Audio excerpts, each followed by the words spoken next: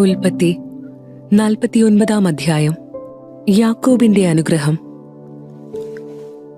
യാക്കോബ് തന്റെ മക്കളെ വിളിച്ചു പറഞ്ഞു, എല്ലാവരും ഒന്നിച്ചു കൂടുവിൻ. ഭാവിയിൽ നിങ്ങൾക്ക് എന്ത് സംഭവിക്കുമെന്ന് ഞാൻ പറയാം.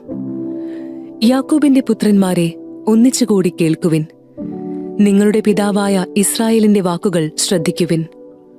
റൂബൻ, നീ എന്റെ കടിഞ്ഞൂൽ പുത്രനാണ്, എന്റെ ശക്തിയും എന്റെ പൗരുഷത്തിന്റെ ആദിഫലവും. അഹങ്കാരത്തിലും ശക്തിയിലും നീ മുൻപൻ തന്നെ. വെള്ളം പോലെ അസ്ഥിരനായ നീ മുൻപനായി വാഴില്ല. എന്തെന്നാൽ നീ പിതാവിന്റെ കിടക്കയിൽ കയറി അത് അശുദ്ധമാക്കി. എന്റെ ശയ്യയിൽ കയറി നീ എന്നെ ദ്രോഹിച്ചുവല്ലോ. ശിമയോനും ലേവിയും കൂടപ്പിറപ്പുകളാണ്. അവരുടെ വാളുകൾ അക്രമത്തിന്റെ ആയുധങ്ങളാണ്. അവരുടെ ഗൂഢാലോചനകളിൽ എന്റെ മനസ്സ് പങ്കുകൊള്ളാതിരിക്കട്ടെ. അവരുടെ സമ്മേളനത്തിൽ എന്റെ ആത്മാവ് പങ്കുചേരാതിരിക്കട്ടെ. എന്തെന്നാൽ തങ്ങളുടെ കോപത്തിൽ അവർ മനുഷ്യരെ കൊന്നു, ക്രൂരതയിൽ അവർ കാളകളുടെ കുതിഞ്ഞരുമ്പ് വെട്ടി. അവരുടെ ഉഗ്രമായ കോപവും ക്രൂരമായ ക്രോധവും ശപിക്കപ്പെടട്ടെ. ഞാൻ അവരെ യാക്കോബിൽ വിഭജിക്കും, ഇസ്രായേലിൽ ചിതറിക്കുകയും ചെയ്യും.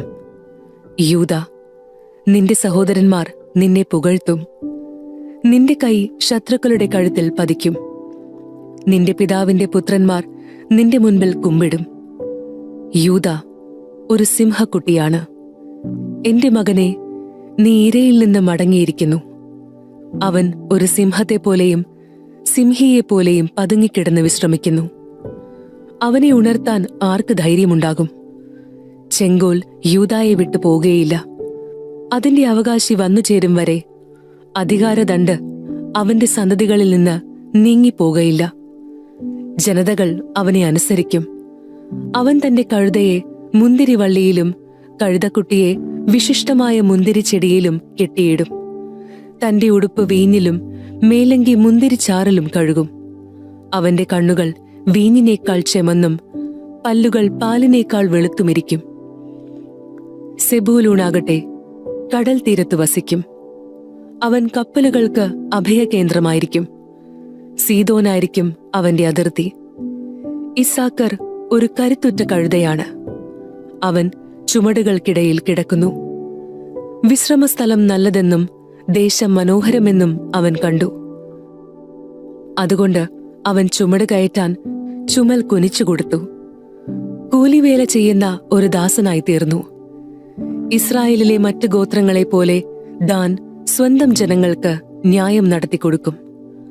ദാൻ വഴിവക്കിലെ സർപ്പവും പാതയിലെ അണലിയുമായിരിക്കും. അവൻ കുതിരയുടെ കുതികാലിൽ കടിക്കും.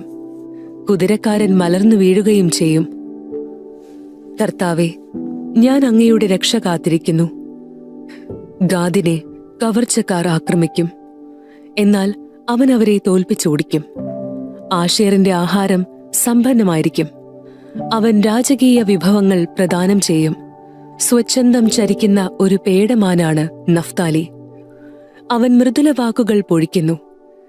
നീരുറവയ്ക്കരികെ നിൽക്കുന്ന ഫലസമൃദ്ധമായ വൃക്ഷമാണ് ജോസഫ്. അതിന്റെ ശാഖകൾ മതിലിനു മീതെ പടർന്നു നിൽക്കുന്നു. വില്ലാളികൾ അവനെ കഠിനമായി വേദനിപ്പിച്ചു. അവർ അവന് നേരെ അമ്പെയ്യുകയും അവനെ ഞെരുക്കുകയും ചെയ്തു. എന്നാൽ അവന്റെ വില്ല് ഉറച്ചു നിന്നു.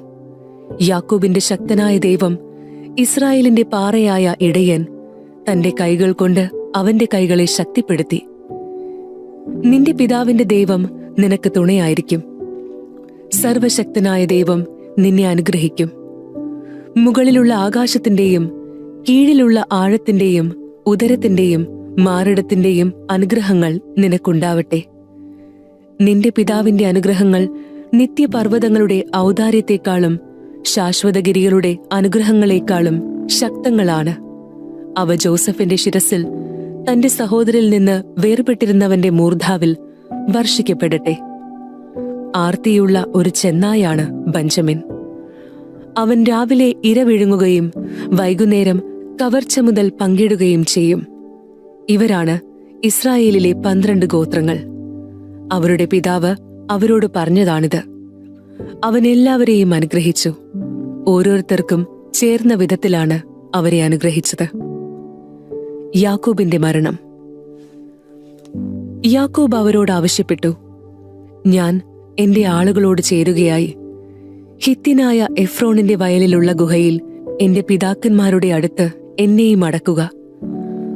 മാമ്രേക്ക് കിഴക്ക് കാനാൻ ദേശത്തുള്ള മക്പെലായിലെ വയലിലാണ് ആ ഗുഹ.